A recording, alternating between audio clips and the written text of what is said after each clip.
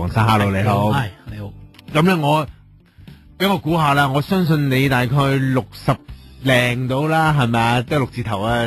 一位男士啦。咁嗱，頭髮咧我就咁斬落落去啦，60零，我諗好多聽眾都會知，即係都會開始，即係隨住年紀啦，好似開始稀疏啦。咁但我見你其實頭頂有啲頭髮都生得即係唔差。講下你嘅古仔啦，你大概幾多年前到開始頭髮都經已冇乜啦？我諗我40幾歲就開始，即係逐漸啊，即係一條頭髮線一路向後走噶啦。咁啊，有時咧咁啊，慢慢咧咁啊變咗由中間即係喺個咁啊地中海呢啲咁啦，變咗咁啊根本咧就我都去到成50歲咁先至開始啊搵佢即係注重下啲頭髮咧，因為嗰陣時做緊工嘅都即係一嚟冇乜時間，我諗做呢啲嘢都幾嘥時間嘅，要定時去做，要嘥啲時間嘅真係。咁我搵到去做，咁初嚟講都唔係話好即係 expectation， 我都唔係好大嘅啫，諗住呢啲咁啊，即係50幾歲啊退休咁上下嗰陣時話真係好啦，咁啊即係當消磨下時間咁啦，咁啊有啲時間消磨下咁啊咩咯，咁初做都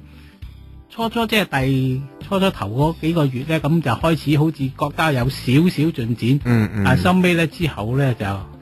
即係嗰個進展覺得唔係好大，咁我都即係冇咩 expectation 咁，因為最主要都係我太太即係貨佢嘅啫，其實就係咁我就因我就陪佢太太陪下咁啫，做陪客